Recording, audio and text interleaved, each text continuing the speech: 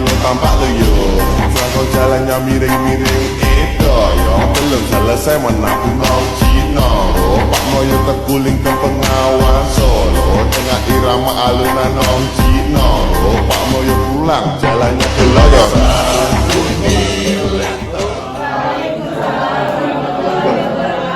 Selamat pagi dan salam sejahtera untuk kita semua. Kalian Bun? Ya Bun. Ini saya Muhammad Bung Nusantara dan MPM 2213030679 sebagai moderator dari kelompok saya dan anggota teman saya yaitu Agus Aranda dengan MPM 21303204 Nama Desmullah dengan MPM 2213032048. Khalifah Andan Fasya dengan MPM 21303247. Agil Fitrawan Nova dengan NPM 2213032051. Dina Putri Setiana dengan NPM 2213032050. Salviana Devi NPM 2213032052. Oke, baik, langsung saja ke materi yang pertama tentang pengertian bangsa dan negara yang akan disampaikan oleh saya sendiri. Jadi, menurut Kamus Besar Bahasa Indonesia, bangsa dapat didefinisikan sebagai sekelompok masyarakat yang memiliki kesamaan asal keturunan adat, budaya, serta bahasa, dan memiliki pemerintahan sendiri. Bangsa merupakan suatu kelompok manusia yang dianggap memiliki identitas bersama, mempunyai kesamaan bahasa, agama, budaya, dan sejarah. Menurut Otto Bauer mendefinisikan bangsa sebagai sekumpulan orang yang memiliki kesamaan dalam sifat karakter. Hal ini disebabkan karena adanya persamaan nasib serta sejarah di masa lampau yang tumbuh serta berkembang di suatu negara. Sedangkan pengertian negara berdasarkan KBBI adalah organisasi dalam suatu wilayah yang mempunyai kekuasaan tertinggi dan diakui sah oleh rakyat. Menurut Miriam Budiardo, negara adalah suatu daerah teritorial yang rakyatnya diminta oleh sejumlah pejabat dan berhasil menuntut. Mungkin itu saja yang dapat saya sampaikan. Saya lanjutkan ke materi yang selanjutnya yaitu unsur negara. Unsur dalam suatu negara yang harus ada antara lain rakyat atau masyarakat, wilayah atau daerah yang meliputi udara, darat, dan perairan. Perairan bukan merupakan syarat mutlak, dan pemerintah yang berdaulat. Rakyat adalah semua orang yang menjadi penghuni suatu negara. Tanpa rakyat, mustahil negara akan terbentuk. Kedua, wilayah tertentu ialah batas wilayah di mana kekuasaan negara itu tidak berlaku di luar batas wilayahnya, karena bisa menimbulkan sengketa internasional. Ketiga, pemerintah merupakan alat bagi negara dalam menyelenggarakan segala kepentingan warganya, dan merupakan alat dan juga dalam mewujudkan tujuan yang sudah ditetapkan. Sekian yang dapat saya sampaikan, saya kembali kepada Oke, selanjutnya tentang bentuk-bentuk negara. Baik, di sini saya akan menjelaskan tentang bentuk negara. Bentuk negara merupakan batasan antara peninjauan secara sosiologis dan secara yuridis mengenai negara. Peninjauan secara sosiologis yaitu apabila negara hanya dilihat dari isinya dan strukturnya, yaitu ada 3. Bentuk negara pada zaman Yunani kuno. Bentuk negara pada zaman Yunani kuno dahulu hanya dikenal adanya 3 bentuk pokok dari negara. Adapun 3 bentuk pokok daripada negara itu monarki, oligarki, dan demokrasi. Dipergunakan sebagai ukuran untuk membedakan bentuk-bentuk tersebut di atas, yaitu jumlah dari pemegang kekuasaan. Dan jika bentuk negara pada zaman pertengahan, yaitu membedakan negara republik dengan kerajaan berdasarkan cara pengangkatan kepala negara. Jika kepala negara ditunjuk secara keturunan, maka disebut monarki. Jika kepala negara dipilih disebut dengan republik. Menurut Mochifelli monopoli negara, kerajaan membentuk menurut kemauan seseorang atau orang tertentu, sedangkan negara berbentuk republik, kemauan negara berdasarkan hukum dan keinginan banyak orang. Bentuk negara pada zaman modern sekarang. Menurut teori-teori modern sekarang ini, bentuk negara yang terpenting ialah negara kesatuan, unitarisme, dan negara serikat federasi. Negara kesatuan adalah negara bentuk suatu negara yang merdeka dan berdaulat dengan satu pemerintah pusat dan berkuasa mengatur seluruh daerah. Jika negara serikat merupakan bentuk negara gabungan yang terdiri dari beberapa negara bagian dari sebuah negara serikat. Saya kembalikan kepada moderator. Oke, baik. Selanjutnya tentang fungsi dan tujuan negara. Kemudian ada fungsi dan tujuan negara. Tujuan negara menurut Pluto, negara timbul karena adanya kebutuhan umat manusia. Manusia secara individual tidak mampu memenuhi kebutuhan tersebut, sedangkan kebutuhan tersebut beraneka ragam. Menurut Aristoteles, negara dibentuk dan dipertahankan karena negara bertujuan menyelenggarakan hidup yang baik bagi semua warga negara. Menurut Roger Castle, negara bertujuan untuk memungkinkan rakyatnya berkembang serta menyelenggarakan daya ciptanya sebebas mungkin. Menurut Harold Jaffe, negara bertujuan menciptakan keadaan di mana rakyatnya dapat mencapai terkabulnya keinginan-keinginan secara maksimal. Fungsi negara. Fungsi negara yang pertama yaitu pertahanan dan keamanan. Negara harus melindungi unsur-unsur negara seperti rakyat, daerah, dan pemerintah dari segala ancaman, hambatan, dan gangguan serta tantangan lain yang bersumber dari dalam maupun dari luar negeri, contohnya seperti TNI. 2. Fungsi keadilan. Negara harus bertindak adil di depan hukum tanpa diskriminasi atau kepentingan tertentu. Contohnya, setiap orang yang melakukan tindak pidana harus dihukum tanpa memandang jabatan atau kedudukan. Yang ketiga, fungsi regulasi dan keadilan. Negara membuat peraturan perundang-undangan untuk melaksanakan kebijakan dengan landasan yang kuat untuk membentuk tatanan kehidupan bermasyarakat, berbangsa, dan bernegara. Fungsi yang keempat yaitu kesejahteraan dan kemakmuran. Negara dapat menggali sumber daya alamnya untuk meningkatkan taraf hidup masyarakat agar lebih sejahtera. Jadi pada dasarnya tujuan negara adalah menunjukkan apa yang secara ideal hendak dicapai oleh negara tersebut, sedangkan fungsi negara adalah merupakan pelaksanaan cita-cita itu dalam kenyataan atau kehidupan sehari-hari. Oleh karena itu, tujuan dan fungsi negara secara teoritis dapat dibedakan, tapi secara praktis keduanya saling berkaitan satu sama lain. Sekian dari saya. Oke, selanjutnya tentang sifat dan hakikat negara. Sifat dan hakikat negara. Sifat negara yang pertama yaitu memaksa. Negara berhak untuk menggunakan paksaan agar seluruh komponen dapat memenuhi aturan yang berlaku. Selanjutnya yaitu sifat monopolis. Sifat yang kedua ini adalah semua hal yang penting bagi negara yang menguasai negara hanya ada satu sistem.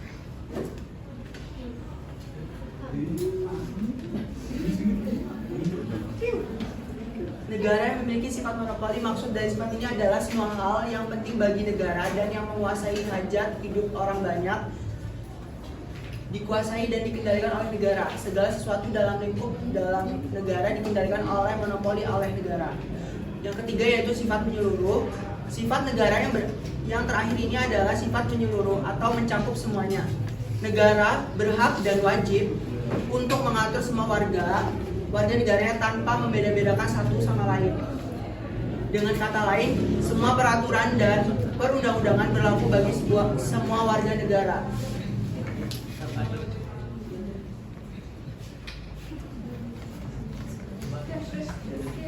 Sekian.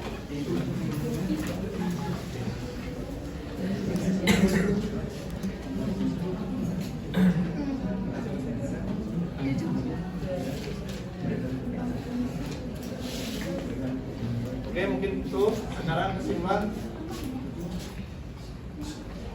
Kesimpulan nanti aja. Nanti aja. Oke, mungkin itu saja materi yang telah kami sampaikan. Jika ada yang ingin ditanyakan, silakan dipertanyakan karena kami memberi jawaban bukan memberi harapan.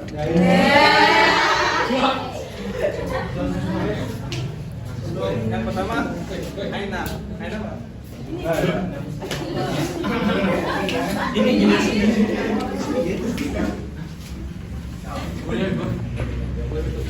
Baiklah, sebelumnya terima kasih atas kesempatannya.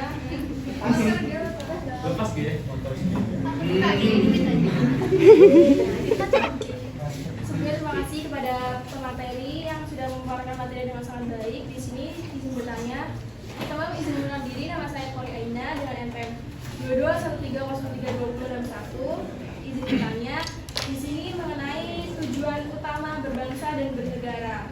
Menurut kalian, apakah keadilan sosial yang kita mimpikan bersama sudah terwujud di dunia ini atau di bumi terpilih kita ini?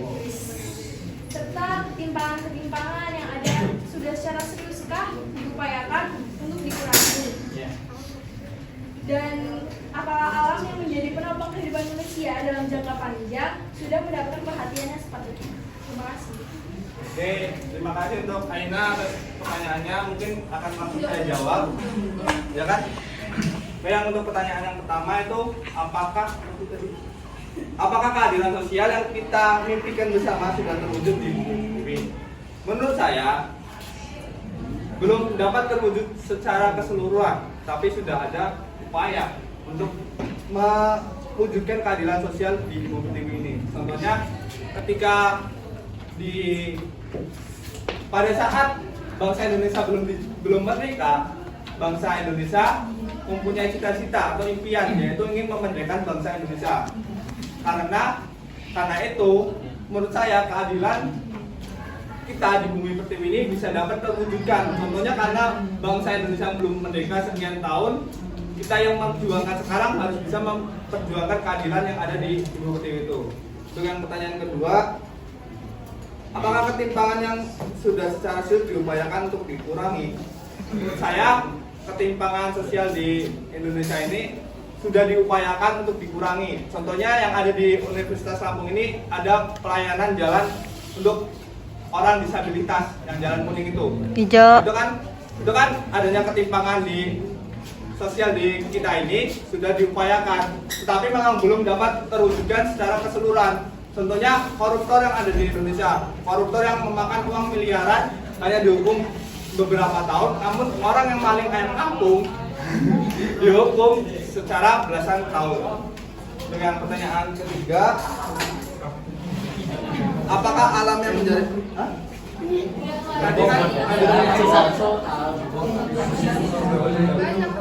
apakah alam yang menjadi penopang kehidupan manusia dalam jangka panjang sudah dapat mendapat perhatian sepenuhnya? Menurut saya sudah ada perhatian, namun belum sepenuhnya dapat diwujudkan. Contohnya ada Pandawa, atau Pandawa kan yang membersihkan selokan itu. Pandawara. Pokoknya Pandawara itu. Nah, jadi dia menjaga kebersihan lingkungan ini demi kesejahteraan kita dan kesehatan kita selama hidup di lingkungan ini. Walaupun memang alam belum sepatutnya kita jaga sepenuhnya, karena banyak pohon-pohon yang kita tebang secara massal demi keuntungan pribadi. Mungkin itu saja. Sekian, terima kasih. Selanjutnya pertanyaan yang kedua. Nathan. Baiklah, sebelumnya izin memperkenalkan diri. Nama saya Nathanael Stinjak, NPM 2213-32065. Saya mau bertanya kepada kelompok 2. Di dalam sebuah negara itu kan ada yang namanya pemerintah dan juga masyarakat. Nah, di dalam sebuah negara tersebut ada pemerintahan dan juga warga negaranya. Nah, saya mau bertanya tentang fungsi dan tujuan negara. Nah, apakah pemerintah dan juga masyarakat Indonesia sudah menjalankan fungsi dan tujuan negara sebaik-baiknya, semaksimal mungkin? Jika sudah, apa contohnya, dan jika belum, apa contohnya? Terima kasih. Mungkin akan dijawab oleh saudara Ya, baik. Saudara Nathan izinkan saya menjawab pertanyaan ya, semoga nanti bisa diterima. Jika di sini kita berbicara dua aspek ya. Yang pertama yaitu tentang fungsi dan satunya tentang tujuan. Tadi saudara berbicara tentang fungsi negara. Kalau kita menurut saya ya, tentunya pemerintah dan warga negara telah menjalankan fungsinya dengan sebaik-baiknya. Antara lain dari fungsinya itu adalah menjaga ketertiban suatu negara melalui badan-badan tertib masyarakat seperti Polri, TNI, menjaga keamanan dari suatu negara, dan itu adalah tujuan dari suatu negara. Salah satunya ya. Kalau misalnya dia tidak menjalankan fungsi itu tidak baik, maka tidak ada suatu keamanan, tidak ada suatu ketertiban. Negara akan mengalami invasi mungkin. Nah, jadi negara telah mengupayakan untuk fungsi negara yaitu menjaga keamanan dari suatu negara tersebut. Jadi kalau berbicara tentang fungsi, sebagian itu sudah. Nah, kita berbicara lagi tentang tujuan suatu negara. Nah, untuk tujuan dari suatu negara itu adalah yang pertama, yaitu melindungi segenap bangsa Indonesia dan seluruh tumpah darah Indonesia, memajukan kesejahteraan umum, mencerdaskan kehidupan bangsa, dan ikut melaksanakan ketertiban dunia, perdamaian abadi, dan keadilan sosial. Saya tarik dari tidak semua ya, contohnya di sini kita melihat di sini yaitu mencerdaskan kehidupan bangsa.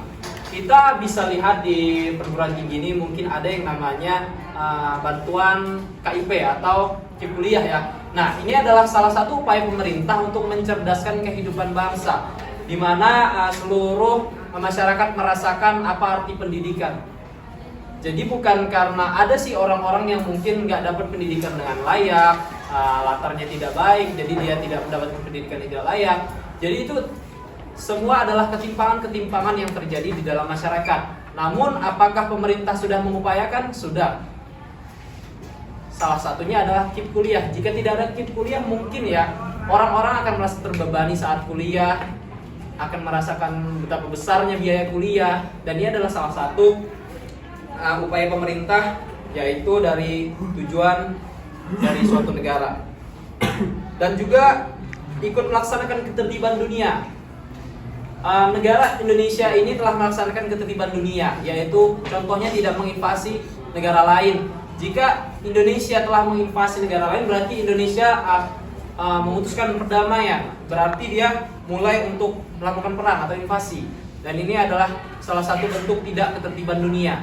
Nah, pada saat ini yang kita lihat di situasi di Indonesia pada saat ini, Indonesia telah melaksanakan itu dan berupaya mengoptimalkan perdamaian di seluruh dunia. Kenapa saya bilang di seluruh dunia? Mulai dari kita bisa berbicara tentang konflik Ukraina dan Rusia. Ini menjadi salah satu contoh di mana Indonesia berkontribusi serta berperan penting dalam perdamaian dunia serta ketertiban dunia. Mungkin kata Nathan tadi, apabila tidak, mungkin ada. Seperti ya tadi ada gejala-gejala, mungkin ada beberapa yang sekolah, ada yang tidak. Itu balik lagi dari ketimpangan sosial yang terjadi di masyarakat. Ketimpangan ini tidak bisa dipungkiri, selalu ada dan pasti terjadi. Maka dari situ kita dapat mencegahnya dengan baik-baik, serta kita sebagai terutama yang berkuliah di Universitas Lampung dapat melihat pandangan ini. Semoga kita dapat memotivasi serta membantu teman-teman yang di luar yang tidak bisa sekolah. Semoga mereka dapat bersekolah sama seperti kita yang ada di sini, mengenyam pendidikan dengan sebaik-baiknya. Terima kasih. Cukup. Terima kasih. Oke, pertanyaan selanjutnya. Pertanyaan selanjutnya Yolanda, silakan.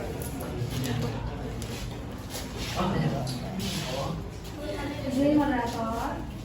Perkenalkan diri, nama Yolanda Fatimah Miskin, NPM 2213032009. Jadi tadi ada disebutin tentang unsur-unsur negara yang ada konstitutif sama relatif. Dari begitu banyak unsur negara itu, kalau misalnya salah satu dari unsur negara itu nggak ada atau tidak terpenuhi, apakah tidak dapat untuk membentuk negara? Kalau misalnya tetap bisa membentuk negara, alasannya kenapa? Kalau misalnya memang nggak bisa, alasannya kenapa?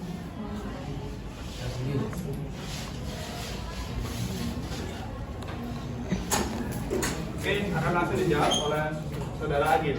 Silakan. Masya Allah. Terima kasih Yolanda atas pertanyaannya. Jadi Yolanda nanya tentang jika salah satu atau dua unsur negara itu tidak terpenuhi, apakah tidak dapat membentuk sebuah negara? Jika tidak, mengapa? Jika iya, berikan alasannya. Jawabannya yaitu iya, tidak akan terbentuk sebuah negara karena sebuah negara itu harus memiliki dua unsur, yaitu unsur tadi konstitutif dan deklaratif. Unsur deklaratif itu tidak mutlak ada ketika suatu negara berdiri, tetapi boleh dipenuhi di kemudian hari. Dua jenis pengakuan tersebut adalah de facto. Pengakuan atas fakta adanya sebuah negara yang telah terbentuk atas adanya rakyat, wilayah, dan pemerintahan. Unsur penting berdirinya suatu negara ini diperlukan guna mengamankan wilayah serta mengatur hubungan masyarakat supaya tertib agar hal tersebut bisa dicapai. Terima kasih.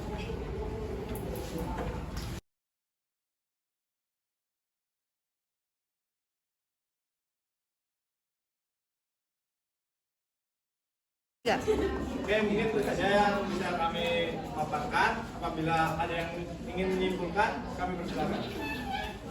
Ya, Briana, silakan. Memperkenalkan diri, nama saya. Ini nggak apa-apa di situ aja. Memperkenalkan diri, nama saya Febriana Nurhalisa dengan NPM 221303200. Saya ingin sedikit menyimpulkan dari materi kelompok 2 yaitu bangsa dan negara. Jadi kesimpulannya bangsa adalah rakyat yang telah mempunyai tekad kesatuan untuk membangun masa depan bersama. Dan negara adalah suatu wilayah di permukaan bumi yang kekuasaannya baik meliputi politik, militer, ekonomi, sosial maupun budaya diatur pemerintah yang berada di wilayah tersebut. Sekian. Terima kasih. Oke, terima kasih untuk Febriana atas kesimpulannya. Mungkin itu saja yang dapat kami sampaikan. Apabila ada kurang lebihnya kami mohon maaf. Saya akhiri. Wassalamualaikum warahmatullahi wabarakatuh. Waalaikumsalam warahmatullahi wabarakatuh.